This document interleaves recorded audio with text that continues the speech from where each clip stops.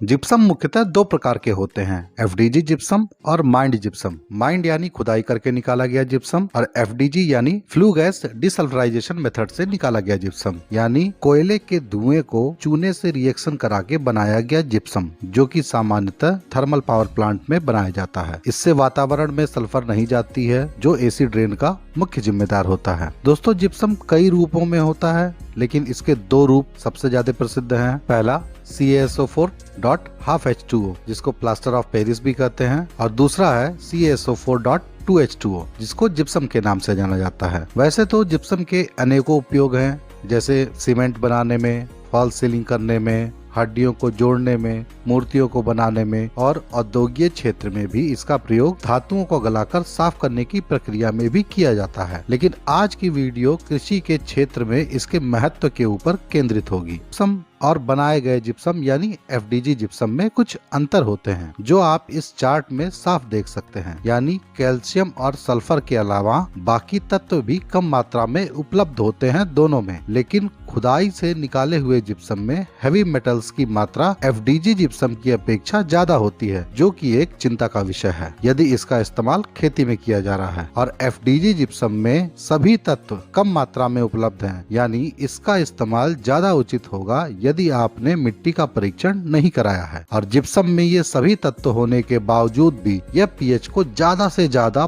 0.2 से 0.3 पीएच तक अंतर ला सकता है, जो कि मिट्टी के लिए बहुत ही अच्छी बात है। जिप्सम के जन्म के साथ ही एसिड बनता है, यानी यह एसिड से रिएक्शन नहीं करेगा। और दूसरा रहस्य इसकी संरचना में होता है, जो चारों तरफ से पानी से घिरा है, और इसलिए यह पानी को जाने का रास्ता दे सकता है मिट्टी में। और इसी क्षमता के कारण यह मुख्यतः सख्त मिट्टी को ढीला करने के काम में भी आता है और मिट्टी की जलधारण क्षमता को भी बढ़ाता है। जिप्सम की घुलनशीलता 2.53 ग्राम प्रति लीटर होती है साधारण पानी में और वातावरण के दबाव पर। लेकिन यदि पानी में लोहे की मात्रा ज्यादा है, 10% तक घुलनशीलता बढ़ जाती है। इसके अलावा ज्यादा दबाव पड़ने पर भी जिप्सम की घुलनशीलता बढ़ जाती है, यानी जैसे जैसे जिप्सम मिट्टी में नीचे जाएगा, यह ज्यादा घुलनशील होता जाएगा। ध्यान दीजिएगा दोस्तों, पौधा सिर्फ घुलनशील जिप्सम को ही ले पाता है और इसको पूरा घुलने में 6 महीने से साल भर का समय लग सकता है। इसलिए तुरंत की पूर्ति फसलों में कैल्शियम और सल्फर की जिप्सम से नहीं की जा सकती। अब आप सोचेंगे तो घोल कर स्प्रे से दे देते हैं ताकि तुरंत मिल जाए। हालांकि जिप्सम का स्प्रे से इस्तेमाल करने के लिए ज्यादा लोग नहीं कहते, लेकिन 2.5 ग्राम प्रति लीटर की मात्रा से स्प्रे किया जा सकता है कुछ वैज्ञानिकों के हिसाब से, जो इसके स्प्रे में सभी सूक्ष्म तत्वों के होने का दावा भी करते हैं, भले ही वह काफी कम मात्रा में उपलब्ध हो। लेकिन कम मात्रा में तत्वों की उपलब्धता होने के कारण इसके असर को लेकर अलग अलग मत हैं, और मेरा मत यह है कि जिप्सम के स्प्रे में इतनी कम मात्रा का खर्च ना के बराबर है और सिर्फ आपको स्प्रे कराने का खर्च लगेगा, क्योंकि जिप्सम 1 रुपए से 3 रुपए प्रति किलो की कीमत पर उपलब्ध होता है मार्केट में, और ज्यादातर राज्यों में इस पर सब्सिडी भी है कृषि कार्यों के लिए अगर आप सरकार से इसको लेते हैं तो। दोस्तों, 1 एकड़ खेत में 25 किलो से 75 किलो तक जिप्सम सालाना इस्तेमाल किया जा सकता है विभिन्न तरीकों और अलग अलग परिस्थितियों में, जिसको मैं आपको विस्तार से बताऊंगा। लेकिन आज आप भी लाइक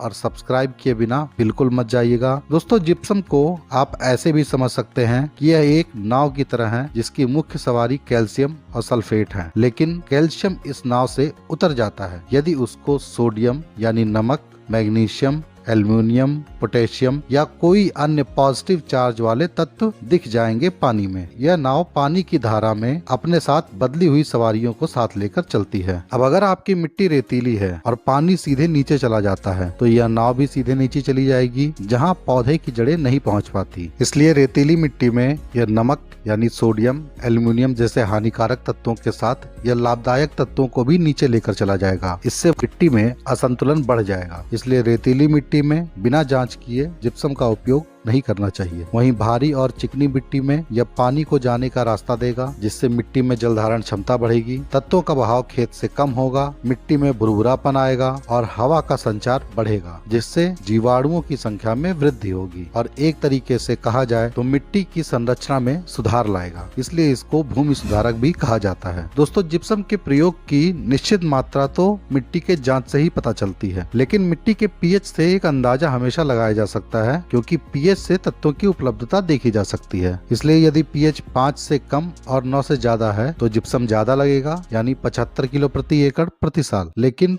5 से 6 और 8 से 9 पीएच के बीच में रहने पर यह मात्रा 50 किलो प्रति एकड़ प्रति साल होगी, और 6 से 8 के बीच में पीएच के रहने पर आपको 25 किलो प्रति एकड़ प्रति साल इस्तेमाल करना चाहिए। दोस्तों यह सिर्फ एक अंदाजा है मेरी विभिन्न गणनाओं के हिसाब से। दोस्तों जिप्सम और चूना दोनों मिट्टी से ही निकलते हैं और आप इसे मिट्टी में ही दे रहे हैं मिट्टी की जरूरत के हिसाब से, लेकिन फसल की जरूरत इससे कहीं ज्यादा की होती है और वह भी कम अवधि में, जिसके कारण ये खाद की श्रेणी में नहीं आते हैं। ये भूमि सुधारक हैं जो मिट्टी की संरचना को अच्छा करते हैं, जिससे उत्पादन में तो वृद्धि हो सकती है, लेकिन ये एक पूरक के तौर पर काम करते हैं। इनको खादों के बदले नहीं इस्तेमाल करना चाहिए। और ये मैं इसलिए जोर देकर कह रहा हूँ क्योंकि कई लोग इसमें उपलब्ध तत्वों की गणना करके बताते हैं जो कि हकीकत नहीं होता। जिप्सम को तोड़ना दोस्तों बिल्कुल आसान नहीं होता, इसलिए इसमें मौजूद तत्वों को उपलब्ध होने में सालों लग जाते हैं। और कितने प्रतिशत तक पौधा इसका इस्तेमाल कर पाता है यह मुझे बहुत ज्यादा ढूंढने पर भी कहीं नहीं मिला। और कई लोग तो इसमें मौजूद सल्फर से फफूंदीनाशक के गुण भी बता देते हैं।